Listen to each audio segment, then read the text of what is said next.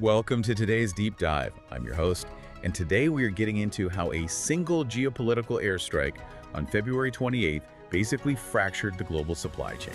And I'm your resident expert, here to help explain why the fallout from that one event is going to rewrite your household budget until at least 2027. Yeah, 2027. We are diving into a newly released BBC News report that shows U.S. inflation just surged to a three-year high of 4.2% in May. Which is a huge number. It is. But we aren't just going to read headline numbers to you today. The mission for this deep dive is to demystify what this actually means. If you don't study economics for a living, we are going to translate these massive global events into exactly what they mean for your wallet. Exactly. Okay, let's unpack this. We're looking at 4.2% inflation in May, which is up from 3.8% in April. Right, and just to set the baseline here, when we talk about the Consumer Price Index, or the CPI, we are basically measuring how much prices have risen compared to this exact same month last year. Okay, so May to May. Yes, exactly. And the Federal Reserve, they have this ideal target for inflation. They want it sitting right at 2%. And we are at 4.2, so way above. We are well above that now, yeah. Before we get into the heavy global geopolitics of it all, I want to ground this in everyday reality. How does this 4.2% actually change someone's daily routine? Well, the jump from 3.8 in April to 4.2 in May, it's actually the highest spike we've seen since the Russia and Ukraine energy shock back in April of 2023. Oh, wow. Yeah, and the specific impacts are really jarring. The BBC report highlights that overall energy bills, so we're talking your gas and your electricity, they are almost a quarter higher than they were a year ago. A quarter? That is a massive chunk of change for a normal family. It really is. But the truly staggering detail from the source, the one that every single person listening to this is probably feeling right now, is the price of petrol. Oh, yeah. The pump is where it hurts the most. Right. According to the AAA data in the report, on February 28th, the average price of a gallon of regular gas was $2.98. Pretty manageable. Yeah, but today, Right. it has jumped to $4.15 a gallon. That is a staggering jump in just a few months. It is, and the Bureau of Labor Statistics also pointed out that we are seeing rising costs for plane tickets, personal care, and recreation. Right, which directly hits the vacation budget. Exactly. I mean, think of your household budget like a bucket. Right? Okay, oh, yeah. Normally, if things get a little tight, you have a small leak, you can plug a small leak. Sure, you skip a few dinners out or whatever. Exactly. But right now, we are looking at energy costs, travel costs, and daily petrol. They are literally punching three huge holes in the bucket all at once. All at the exact same time. Right. Just as you're sitting down at the kitchen table trying to plan a family summer trip. It makes it almost impossible for a normal family to get ahead. So we need to talk about the why behind all of this, because I mentioned a very specific date a minute ago, February 28th. Right, when gas was still under $3. Yeah. Why did gas prices suddenly spike exactly on that specific Wednesday? Well, that is the geopolitical trigger. On February 28th, President Donald Trump launched military strikes on Iran. As part of the ongoing U.S. and Israel war in Iran, right? Correct. And Iran's retaliation wasn't just diplomatic, it was a massive supply chain shock. They effectively shuttered the Strait of Hormuz. Which is that 21-mile stretch of water I mentioned at the top of the show. Exactly. And what's fascinating here is just how critical that one tiny stretch of water is. The Strait of Hormuz is responsible for shipping around 1/5 of the entire world's oil and gas. Wait, really? 20% of the global supply? Yeah, 20%. It all goes to that one narrow choke point. So let me make sure I'm clarifying this for everyone listening. If 20% of the global energy supply suddenly hits a brick wall, Which it did. it's not just some distant foreign policy issue. That is the direct mathematical reason why our plane tickets and our daily commutes are instantly more expensive today. That is exactly right. Because oil is a globally traded commodity. Even if the gas in your car was pumped in Texas, it is priced based on the global market. Because if Europe is starved for oil, they'll pay more for it. Exactly. So if you abruptly remove 1/5 of the world's supply, buyers everywhere start panic bidding for whatever is left. And that panic gets passed directly down to your local gas station. Okay, so that leads to the next logical question that I think everyone listening is probably wondering. Which is, how long does this last? Right. I mean, when the conflict ends, prices just drop back down to normal, right? You would hope so. But the economists in the BBC report deliver a pretty sober warning on this. Oh, no. Yeah. They warn that even with a swift resolution to the war, even if it ended tomorrow, it could take until 2027 for for the normal flow of goods through the Strait of Hormuz to be fully restored. Until 2027, that is 3 years from now. I know. But if we connect this to the bigger picture, global supply chains are incredibly delicate ecosystems. They aren't just like a spigot you can turn on and off. Exactly. You have these massive container ships and oil tankers that operate on precision, multi-month schedules.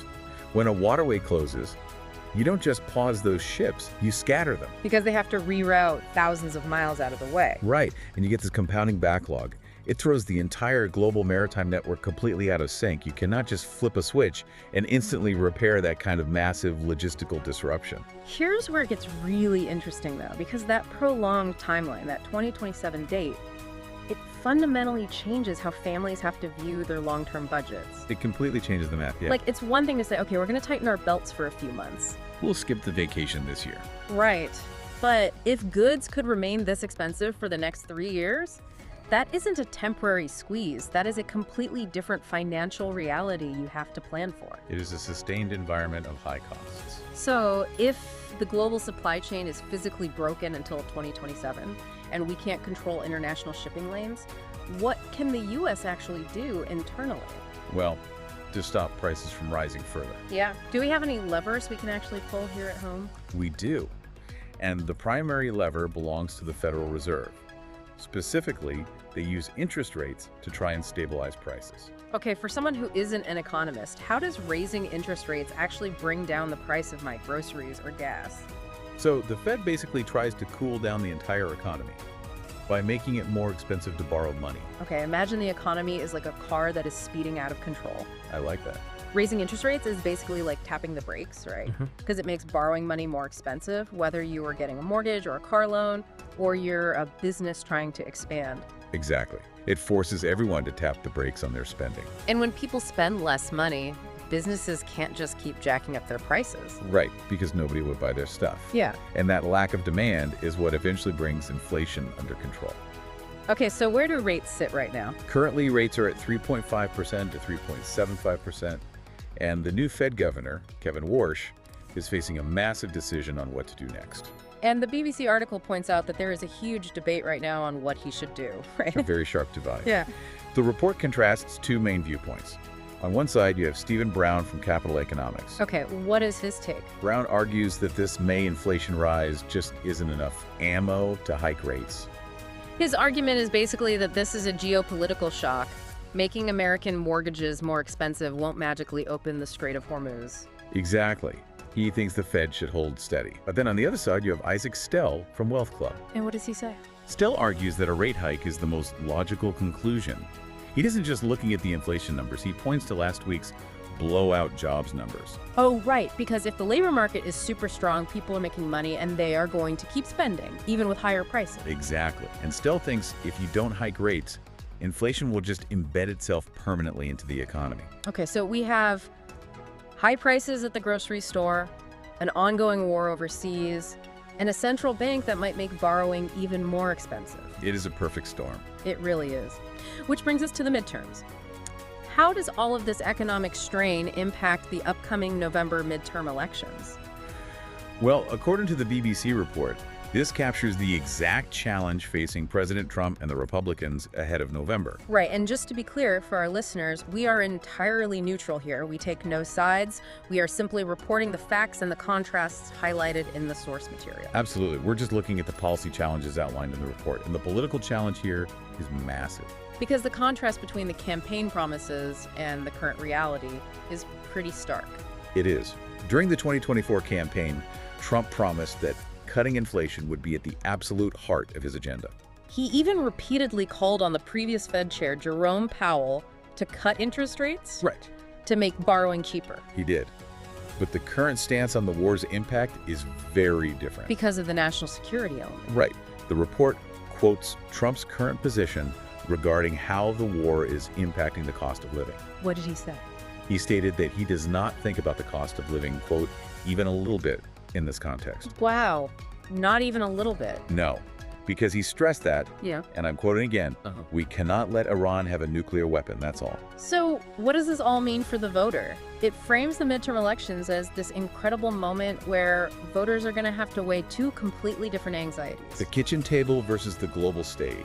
Exactly. You have your immediate economic anxiety. Can I afford my groceries? Can I fill up my gas tank? Weighed directly against these massive existential national security concerns. It is a remarkably difficult choice for the electorate. It really is. And just to summarize the incredible journey of this deep dive today, it is wild to think about how a geopolitical conflict thousands of miles away travels through one specific waterway. A 21-mile stretch of water. Right, and it hits global energy markets, it triggers our central bank to debate interest rates, and ultimately it decides whether a family here can afford their summer vacation. Or how they're going to vote in November. Exactly. It is all connected. It is. And it leaves me with one final thought that I think is really worth mulling over. Okay, what is it? If global supply chains are so incredibly fragile that a single waterway closure can impact our daily lives until 2027, how might this permanently change the way nations and even individual communities think about becoming entirely self-reliant for their own energy and goods in the future? Oh, wow. Yeah, if we can't rely on the global system, maybe we just have to build it all ourselves. That is a fascinating question to leave on. Thank you so much for joining us on this deep dive. We hope this helped explain exactly what is going on behind the headlines. Until next time, keep questioning the world around you. For more breaking news and daily updates, follow Minute Wire. Like, share, and subscribe to stay informed.